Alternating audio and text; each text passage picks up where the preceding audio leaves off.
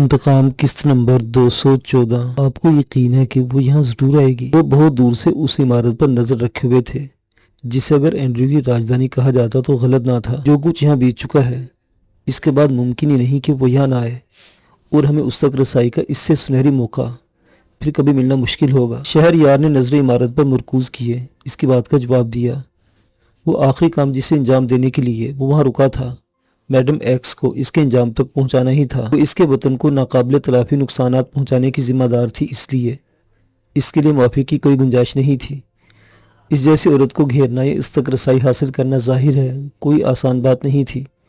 چنانچہ جیسے ہی اسے مارس کے بھکشوں کے ساتھ مل کر برفانی انسانوں کو نکال لے جانے والے منصوبے کا علم ہوا تھا، اس نے میڈم ایکس کو گھیرنے کا منصوبہ بھی ترتیب دے لیا تھا، اور اب مذکورہ عمارت سے قریب ترین ہوٹل کے کمرے کی کھڑکی سے دوربین کی مدد سے نگرانی کا فریضہ انجام دے رہا تھا۔ پیچھے ارتضیٰ اور اس کے ساتھیوں پر مشتمل ٹیم اس کی مدد کے لیے تیار تھی۔ جب سے ان پر یہ واضح ہوا تھا کہ چین نے بہت سے معاملات میں انہیں اندھیرے میں رکھا، انہوں نے یہاں سے اپنے چینی روابط سے تعلق محدود کر لیا تھا، یہاں تک کہ مارس تو منظر سے ہی غائب ہو گیا تھا۔ دلائی لاما کے کہنے پر بھکشوؤں کا ساتھ دینے سے اسے ان کی حمایت حاصل ہو گئی تھی، اور اب وہ ان کی پناہ میں تھا۔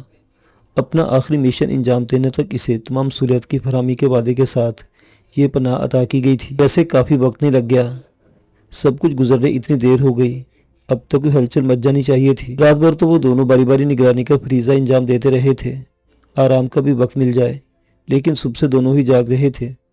ہلکا پھلکا ناشتہ کمرے میں ہی منگوا لیا گیا تھا، اور تمام واجبات کی ادائیگی کے ساتھ انتظامیہ کو اطلاع بھی دے دی گئی تھی کہ وہ صبح میں کسی بھی وقت چیک آؤٹ کر جائیں گے۔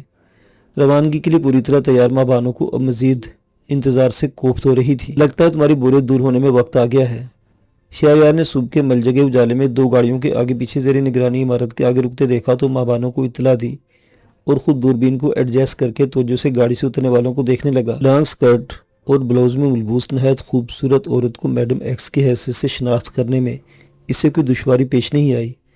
وہ شوفر کے ساتھ اپنی گاڑی میں اکیلی آئی تھی، جبکہ اس کے پیچھے وہاں آ کر رکنے والی گاڑی سے 4 افراد برآمد ہوئے تھے۔ ان چاروں میں سے 3 مرد اور ایک جوان سال عورت تھی۔ وہ سبھی اجلت بھرے انداز میں تیز تیز قدموں سے عمارت میں داخل ہو گئے تھے۔ انہیں جائے و قوہ کا جائزہ لینے، اس کے بعد کسی قسم کا لاہ عمل طے کرنے میں کچھ وقت لگ سکتا ہے، لیکن یہ طے ہے کہ وہ وہاں رکے گی نہیں۔ دیر سویر اس کی واپسی ضرور ہوگی، اور بس وہی ہمارے ایکشن میں آنے کا وقت ہوگا۔ اپنی نظریں عمارت پر ٹکائے وہ بولتا جا رہا تھا، ہمیں یہاں سے چیک آؤٹ بھی تو کرنا ہے۔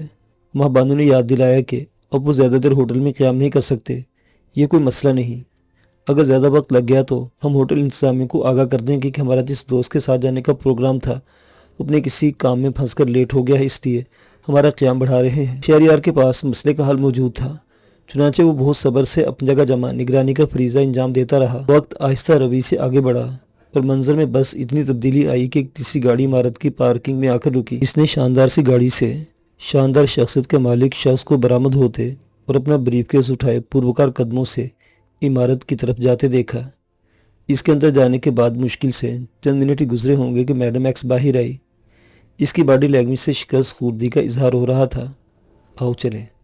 شہریار نے فوراً باہر کی طرف دوڑ لگائی۔ گاڑی میں بیٹھ کر گاڑی سٹارٹ کرتے ہوئے اس نے دیکھا کہ رابیل المعروف میڈم ایکس نے شوفر کو وہیں چھوڑ دیا اور خود ڈرائیونگ سیٹ پر موجود تھی۔ باپ رے! اس کی گاڑی کو آندھی طوفان کی رفتار سے آگے بڑھتے دیکھ کر شہریار کے منہ سے بے ساختہ ہی نکلا، اور اس کی رفتار کا ساتھ دینے کے لیے اپنی گاڑی کی رفتار بھی بڑھا دی۔ دوسری طرف ماں بانوں ساتھیوں سے رابطہ کر کے انہیں صورتحال سے آگاہ کر رہی تھی۔ مختصر اور مبہم الفاظ میں دی گئی اطلاع میں سب سے اہم وہ سمت تھی جس طرح میڈم ایکس کی گاڑی سفر کر رہی تھی۔ اس سمت کو مد نظر رکھتے ہوئے ارتضیٰ کو اپنے ساتھیوں کے ساتھ اس سے آگے رہنا تھا، اور پھر ایسے مقام پر اسے روکنا تھا جہاں لوگوں کی آمد و رفت نہ ہو۔ ویسے بھی ابھی راستوں پر زیادہ رش نہیں ہوا تھا، ابھی دفتری اوقات شروع ہونے میں کچھ دیر تھی، اس لیے اہل حیفا کی بہت کم تعداد باہر نکلی تھی۔ سڑکوں پر کچھ گاڑیاں تھیں یا وہ صبح خیز افراد دکھائی دے رہے تھے جنہیں جاگنگ اور مارننگ واک کی عادت گھروں میں ٹکنے نہیں دیتی تھی۔ وہ پہاڑی کی طرف جانے والی روڈ پر چڑھنے والی ہے، یہ ایک بہترین پوائنٹ ہے، یہاں تمہیں ہر حال میں اسے آگے رہنا ہے۔ ڈونٹ وری، ہم اس کے استقبال کے لیے موجود ہوں گے، ارتضیٰ نے اسے تسلی دی۔ شہریار نے جو پہلے ہی خاصے فاصلے سے تعاقب کر رہا تھا درمیانی فاصلہ مزید بڑھا لیا۔ آگے بس چند لمحوں کا ہی کھیل تھا، سڑک پر کیلیں پھیلا دی گئی یا ارتضیٰ نے کوئی اور ترکیب لڑائی تھی۔ انہوں نے بس ٹائر برسٹ ہونے کی زوردار آواز کے ساتھ میڈم ایکس کی گاڑی کو لہراتے دیکھا۔ گاڑی کی رفتار اتنی زیادہ تھی کہ اسے قابو نہیں کر سکی، گاڑی نے جھٹکا کھایا، لہرائی، پھسلی اور دیکھتے دیکھتے بے قابو ہو کر سڑک سے اتر کر دور تک لڑکتی چلی گئی۔ یا خدا! ماں بانوں کی زبان سے بس یہی 2 لفظ نکل سکے۔ شہریار پہلے ہی گاڑی کو بریک لگا چکا تھا، لیکن وہ دونوں ہی فوری طور پر گاڑی سے نیچے نہیں اترے۔ انہوں نے ارتضیٰ کے ساتھ معاذ کو میڈم ایکس کے حادثے کے شکار گاڑی کی طرف جاتے دیکھ لیا تھا۔ اگرچہ سڑک پر سے انہیں وہ گاڑی نظر نہیں آ رہی تھی، لیکن حادثہ جس نوعیت کا ہوا تھا اس سے اندازہ لگایا جا سکتا تھا کہ بہت ہی بری صورتحال پیش آئی ہوگی۔ میرے خیال میں ہم بھی چل کر دیکھ لیتے ہیں۔ ماں بانو نے ایک نظر عقب سے نمودار ہوتی گاڑی پر ڈالی اور رائے دی۔ شہریار نے ہنکارا بھرا اور اپنی گاڑی سائڈ پر لگانے لگا۔ جب تک اس نے ایک کام نمٹایا، پیچھے آنے والی گاڑی انہیں کراس کر کے آگے بڑھ چکی تھی۔ جب وہ سڑک کے اس حصے سے جہاں میڈم ایکس کی گاڑی کو حادثہ پیش آیا تھا بخیر و عافیت گزر گئی تو ماں بانو نے سکون کا سانس لیا۔ اسے ڈر تھا کہ اگر سڑک پر کیلیں ڈال دی گئی ہوگی تو گزرنے والی کوئی دوسری گاڑی بھی اس حادثے کا شکار ہو سکتی ہے، لیکن ایسا نہیں ہوا تھا۔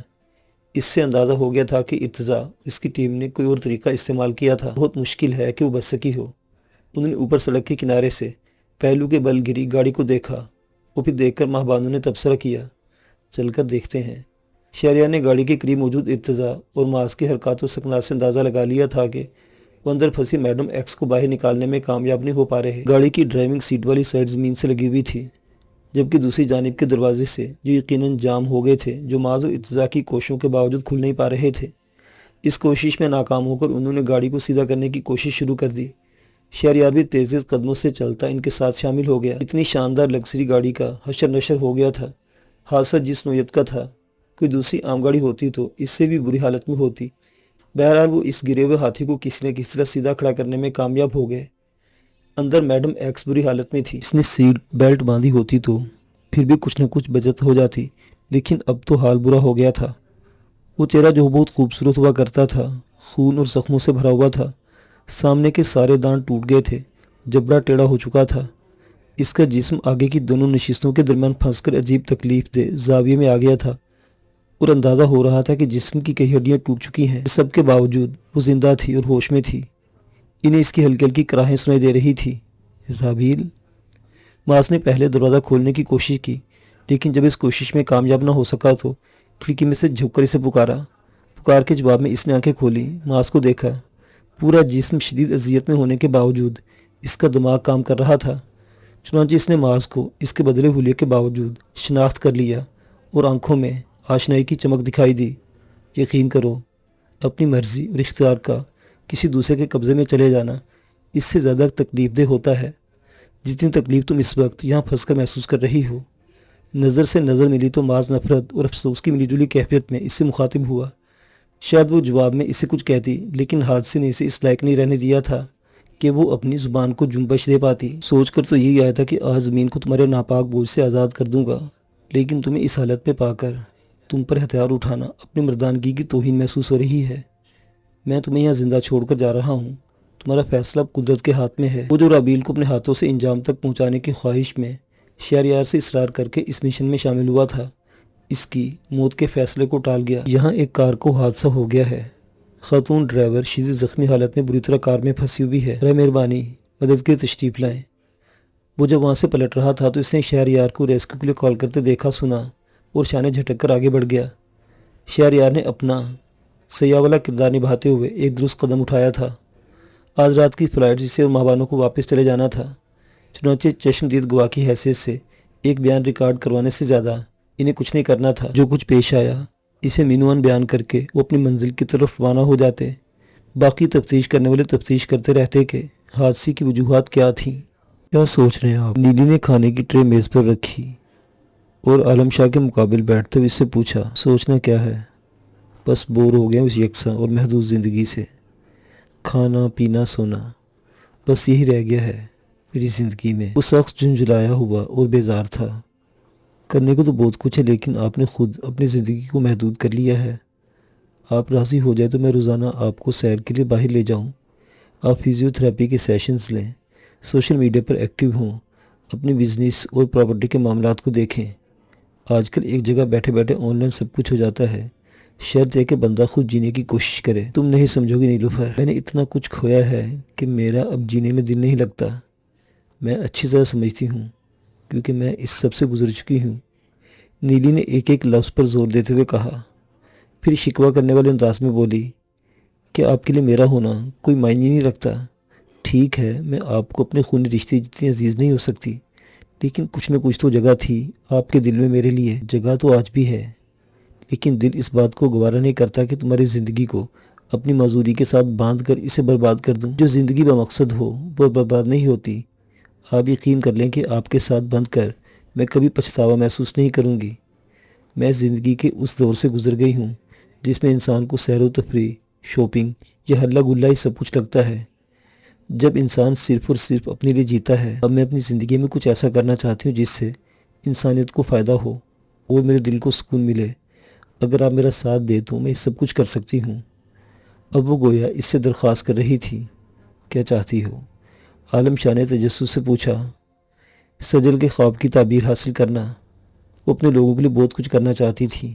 آخری بار میری ان سے جو گفتگو ہوئی تھی اس میں بھی انہوں نے یہی کہا تھا کہ وہ اپنے گاؤں میں کالج بنانا چاہتی ہیں تاکہ گاؤں کے بچے بچیوں کو اسکول سے آگے تعلیم حاصل کرنے میں پریشانی کا سامنا نہ ہو۔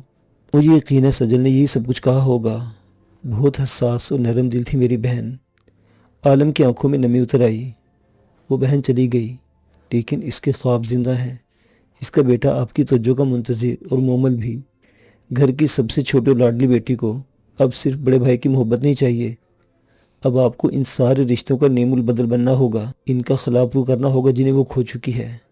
آج موقع ملا تھا تو اس نے عالم شاہ کو ہر زاویے سے زندگی کی طرف پلٹانے کی کوشش شروع کر دی تھی۔ شاید تم ٹھیک کہہ رہی ہو۔ شاید نہیں، میں یقیناً ٹھیک کہہ رہی ہوں۔ بیٹے امین ہوتے ہیں اپنے خاندان کی عزت، روایات اور ذمہ داریوں کے۔ آپ کو بھی سب کچھ کرنا ہوگا، اس نے زور دیا۔ اس ادھورے وجود کے ساتھ ویل چیئر پر بیٹھے عالم شاہ کے لہجے کی بے بسی اور کرب محسوس کن تھا۔ آپ کے ادھورے پن کو میں اپنے ذات سے مکمل کر دوں گی، اس نے یقین دلایا۔ تھک تو نہیں جاؤ گی؟ کبھی لگے کہ تھکنے لگی ہوں تو اپنی محبت کا سہارا دے دیجیے گا۔ وہ کچھ اس ادا سے بولی کہ عالم شاہ اس کی شکل تکتا رہ گیا۔ ایسے کیا دیکھ رہے ہیں؟ کیا نہیں دیں گے سہارا؟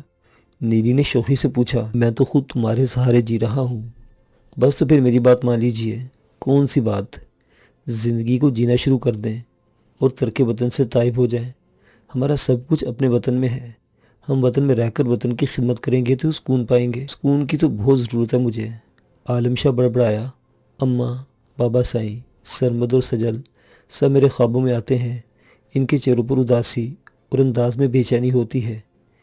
اس اداسی اور بے چینی کو دور کرنے کا ایک ہی طریقہ ہے کہ آپ ان لوگوں کی بہتری کے لیے کام کریں جن سے وہ محبت اور انست رکھتے تھے۔ انسانیت کی فلاح کے کیے گئے کام آپ کے دل کو بھی سکون دیں گے اور آپ کے پیاروں کے لیے بھی صدقہ جاریہ بنیں گے۔ نیلی کا مشورہ اتنا پرخلوص تھا کہ وہ اسے ماننے سے انکار کر ہی نہیں سکتا تھا۔ اس کے ڈی این اے میں موجود نیکی اور راست بازی نے ہمیشہ اسے حق کا ساتھ دینے پر مجبور کیا تھا۔ اسی فطرت کی وجہ سے اس نے معاذ کے ساتھ اپنی دوستی نبھائی تھی اور یہی فطرت اسے ایک بار پھر میدان عمل میں اترنے پر راضی کر چکی تھی۔ کہنے کہ وہ کچھ اچھا کرنے جا رہا تھا، لیکن اسے معلوم تھا کہ وطن عزیز میں لوگوں کی فلاح کے لٹنے والے کو بھی کڑے امتحان سے گزرنا پڑتا ہے۔ وہ اپنی تمام تر جسمانی کمزوریوں کے باوجود اس امتحان سے گزرنے کے لیے تیار ہو گیا تھا کہ نیلی کا مضبوط جذباتی سہارا اس کی طاقت و ہمت قائم رکھنے کے لیے میسر آ گیا تھا۔ جینے کے لیے ایسے سہارے میسر آ جائیں تو مشکل حالات میں بھی زندگی کو جاری رکھنے کا اسباب بن جاتے ہیں۔ اس کے لیے بھی قدرت نے اسباب پیدا کر دیے تھے۔ مہبانوں اور شہریار واپس چلے گئے۔ ہاں، انہیں لوٹنا ہی تھا۔ وہ اپنے حصے کا کام انجام دے چکے تھے۔ ان کا ویزا بھی ختم ہونے والا تھا اور سب سے بڑھ کر یہ کہ میرے منظر سے غائب ہونے کے بعد ان کے یہاں رہنے کا کوئی جواز ہی نہیں تھا۔ وہ صرف میری سپورٹ کے لیے یہاں موجود تھے اور اب اس کی ضرورت نہیں تھی۔ معاذ نے اس کی بات کا جواب دیتے ہوئے بھی اس نقشے پر سے نظریں نہ ہٹائیں جو کارمل کی پہاڑیوں پر کیمپنگ والی رات اس نے نک کو ہپنوٹائز کر کے اس سے حاصل کردہ معلومات کی روشنی میں بنایا تھا۔ کہیں اپنے دوست ملک سے الگ راہ اختیار کر کے تم لوگوں نے اپنے لیے کوئی مشکل تو کھڑی نہیں کر لی ہے؟ وہ تم لوگوں سے ناراض بھی ہو سکتے ہیں۔ ناراض ہونے کا حق تو ہمارا ہے کہ ہمیں بہت سارے معاملات میں اندھیرے میں رکھا گیا۔ دوستی کا احترام دونوں طرف سے رکھا جانا ضروری ہے۔ تم فکر نہ کرو، کوئی ناراضگی ہوگی تو ہمارے اکابرین سے بات چیت سے دور کر دیں گے، اس نے سونیا کو تسلی دی۔ مفادات کا معاملہ ہو تو ناراضگیاں بھلانا ہی پڑتی ہیں۔ سونیا کے لہجے میں خفیف سا طنز تھا۔ معاذ چپ رہا۔ حقیقت کو جھٹلایا نہیں جا سکتا تھا۔